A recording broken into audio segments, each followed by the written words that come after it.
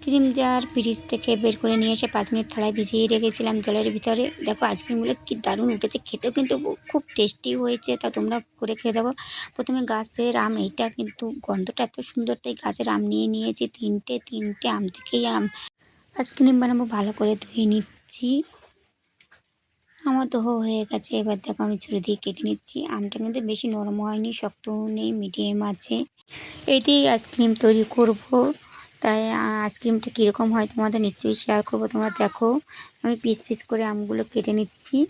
Piece piece করে মিক্সারে দিলেও হতো, কিন্তু আমি পিস পিস করবো না। তো আমি একটা চামচের দ্বারাই আমি কাইটা তুলে নেব। দেখো এইভাবে আমি ছুরি দিয়ে পিস করে নিলেও হতো, কিন্তু আমি ছুরি দিয়ে আর করলাম না, তাই চামচ দিয়েই বের করে নিলাম। এইভাবেই সব কাইগুলো বের করে নেব।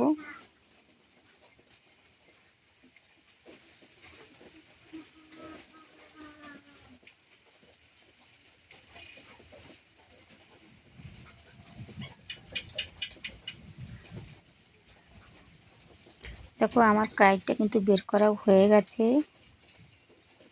এবারে এটা আমি মিক্সি বাটিতে দেবো। তো আমি একটা মিক্সি জার নিয়ে নিলাম। মিক্সি জারের ভিতরে আমি কিন্তু এতে জল ব্যবহার করব না, একটুকু আমি এটা মিক্সি করে নিয়ে আসব। আমি 1 কাপ জল উষ্ণ গরম করে নেব।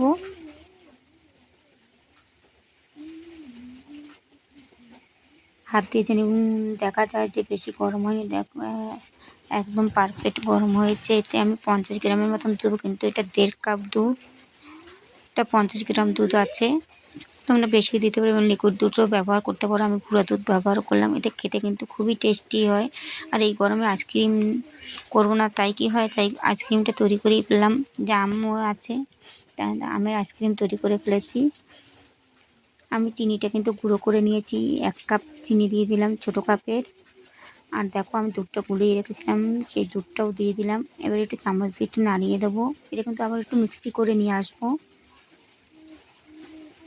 দেখো মিক্সি করে নিয়ে এসেছি। এবার একটা আইসক্রিম জার নিয়েছি, এই জারের ভিতরে কাইটা দিয়ে দেবো।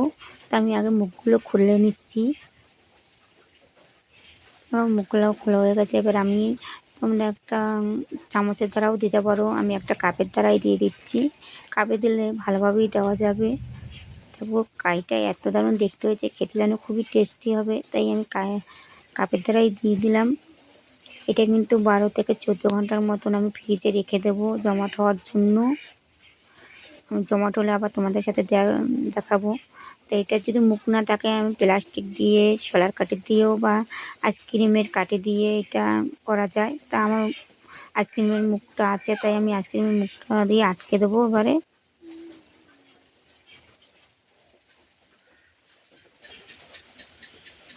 আর মুখ আটকানোর আগে এরকম কিন্তু ঝাঁকিয়ে নিতে হবে। নিচে যদি ফাঁকা টাইপের থাকে তাহলে কিন্তু এইটা ঝাঁকালে পুরো মিশে যাবে। এবং আইসক্রিমের জারের মুখটা দিয়ে আমি আটকে দিচ্ছি। এবারে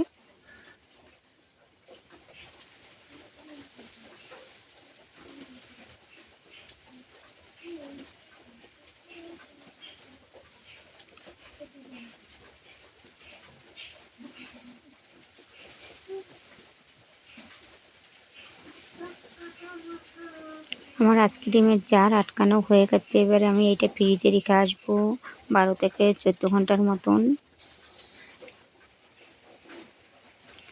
দেখো 12 ঘন্টার পরে আমি তোমাদের সাথে বের করে নিয়েছি। এটা কিন্তু 5 মিনিট আগেই বের করেছি। একটা থালায় জল রেখে জলের উপর রেখেছিলাম, তাই কি সুন্দর উঠছে আইসক্রিমটা।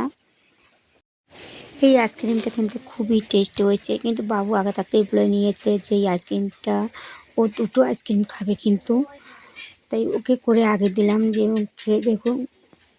তা ওর খুবই ভালো লেগেছে। আর আমি এখানেই ভিডিওটি রাখছি।